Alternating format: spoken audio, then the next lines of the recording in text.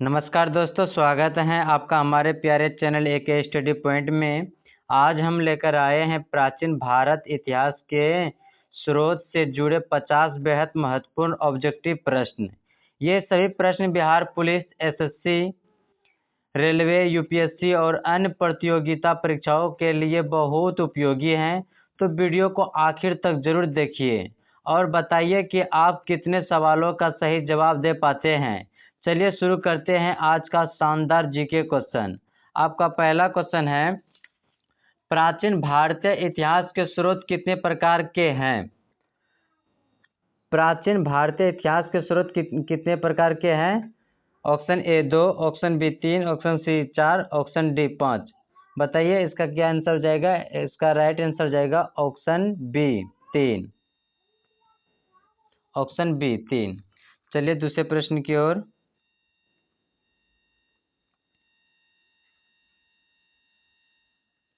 निम्नलिखित में से कौन सी प्राचीन भारतीय इतिहास का स्रोत है? पुरातात्विक स्रोत, साहित्यिक स्रोत, विदेशी यात्री, इनमें से सभी। बताइए इसका आंसर क्या हो जाएगा? इसका राइट आंसर हो जाएगा ऑप्शन डी, इनमें से सभी। चलिए दूसरे प्रश्न की ओर। अभिलेखों के अध्ययन को क्या कहते हैं? अभिलेखों के अध्ययन को क्या कहते हैं? Epigraphy, option C. भारत का सबसे प्राचीन अभिलेख किसका माना जाता है? भारत का सबसे प्राचीन अभिलेख किसका माना जाता है? बोगा जो कोई, ऑप्शन सी।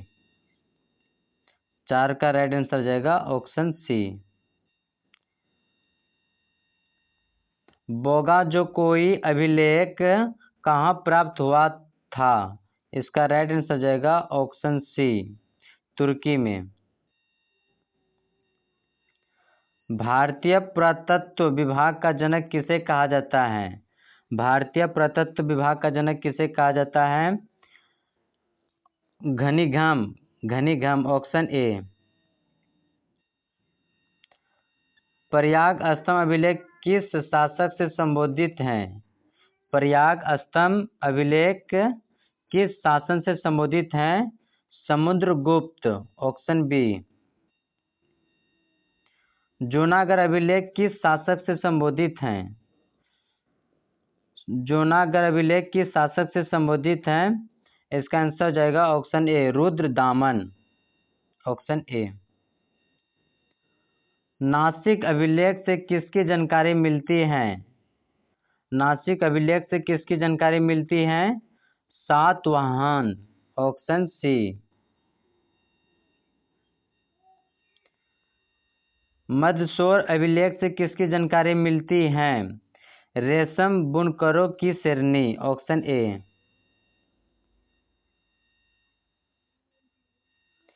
सिक्कों के अध्ययन को क्या कहते हैं? सिक्कों के अध्ययन को क्या कहते हैं? मुद्रा शास्त्र, ऑप्शन बी। पंचमार्क सिक्के किस धातु के होते हैं? पंचमार्क सिक्के किस धातु के होते हैं? ऑप्शन सी, चांदी।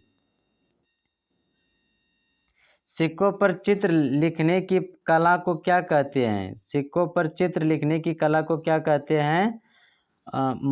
मुद्रांकन, ऑप्शन ए।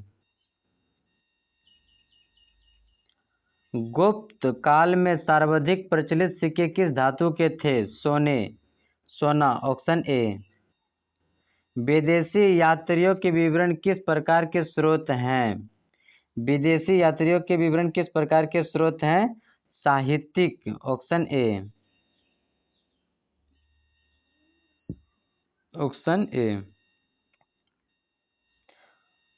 साहित्यिक स्रोत कितने प्रकार के होते हैं? साहित्यिक स्रोत कितने प्रकार के होते हैं? ऑप्शन बी, 2 प्रकार के। साहित्यिक स्रोत का एक प्रकार है। साहित्यिक स्रोत का एक प्रकार है। 17 का आंसर हो जाएगा धार्मिक साहित्य, ऑप्शन ए। वेदों की संख्या कितनी है? वेदों की संख्या कितनी है? 4। ऋग्वेद में कितने मंडल हैं? ऋग्वेद में कितने मंडल हैं? 10 मंडल। Option C. ऋग्वेद में कितनी ऋचाएं हैं? ऋग्वेद में कितनी ऋचाएं हैं? 10,462। Option B. ऋग्वेद के देवता कौन है? ऋग्वेद के देवता कौन है? अग्नि, इंद्र, वरुण, इनमें से सभी। गायत्री मंत्र किस वेद में है? गायत्री मंत्र किस वेद में है? ऋग्वेद में। पुरुष सूक्त किस वेद में मिलता है? ऋग्वेद में।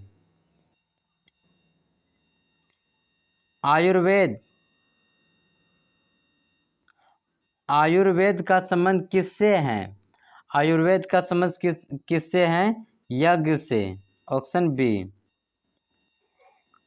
यज्ञ कराने वाले पुरोहित को क्या कहा जाता है? यज्ञ कराने वाले पुरोहित को क्या कहा जाता है? 25 का आंसर जाएगा ऑप्शन बी,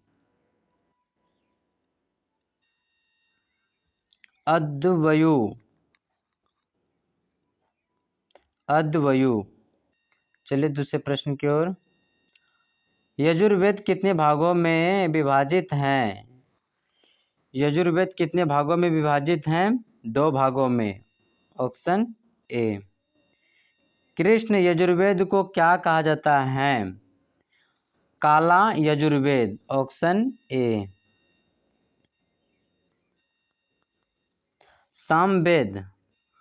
सामवेद का मुख्य संबंध किससे है? सामवेद का मुख्य संबंध किससे है? संगीत से। भारतीय संगीत का जनक किसे कहा जाता है? भारतीय संगीत का जनक किसे कहा जाता है? सामवेद को। सामवेद में कितनी ऋचाएं हैं? सामवेद में कितनी ऋचाएं हैं? 1875। Option C.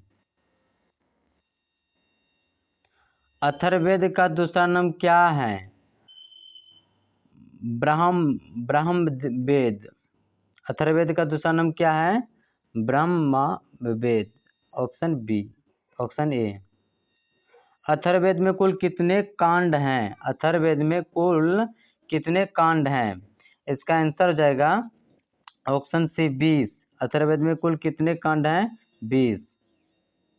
अथर्ववेद में कितने सूक्त हैं? अथर्ववेद में कितने सूक्त हैं? 431। Option B. अथर्ववेद में कितने मंत्र हैं? अथर्ववेद में कितने मंत्र हैं? 5,987। Option A. हाथी गुफा अभिलेख किस शासक से संबोधित है? हाथी गुफा अभिलेख किस शासक से संबोधित है? इसका आंसर जाएगा खारवेल। Option B. हाथी गुफा अभिलेख किस शासक से संबोधित है? खारवेल। जूनागढ़ अभिलेख में किस झील का उल्लेख है? जूनागढ़ अभिलेख में किस झील का उल्लेख है? शुद्ध दर्शन झील। Option C. ऐहोल अभिलेख किससे संबोधित है? ऐहोल अभिलेख किससे संबोधित है? इसका आंसर जाएगा पुलकेशिन द्वितीय। Option A. ग्वालियर अभिलेख किस वंश से संबोधित है? ग्वालियर अभिलेख किस वंश से संबोधित है? गुजर प्रतिहार। Option C. देवपाड़ा अभिलेख किस शासक से संबोधित है? देवपाड़ा अभिलेख किस शासक से संबोधित है? इसका आंसर जाएगा ऑप्शन ए, विजय सेन। बालाघाट और कार्लो अभिलेख किसकी उपलब्धियों पर प्रकाश डालते हैं? इसका आंसर जाएगा सातवाहन। Option B. अयोध्या अभिलेख किसकी उपलब्धियों से संबोधित हैं? अयोध्या अभिलेख किसकी उपलब्धियों से संबोधित है? Shunga, option A. भरहुत अभिलेख का संबंध किससे है? पालों से, ऑप्शन बी। इसका आंसर जाएगा ऑप्शन बी।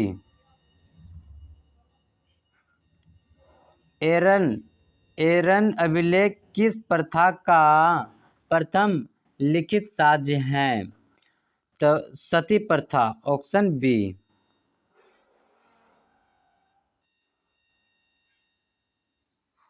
पुराण किस प्रकार के स्रोत हैं? साहित्यिक, ऑप्शन ए। वेदों के संकलनकर्ता किसे माना जाता है?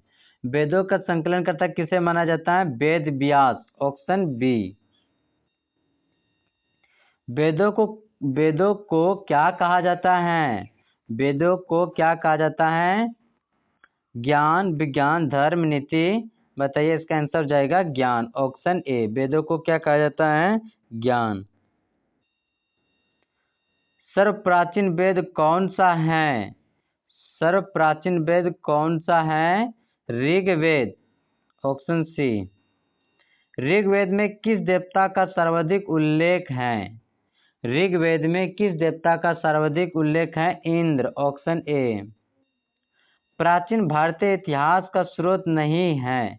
प्राचीन भारतीय इतिहास का स्रोत नहीं है, तो इसका आंसर हो जाएगा ऑप्शन डी, मोबाइल।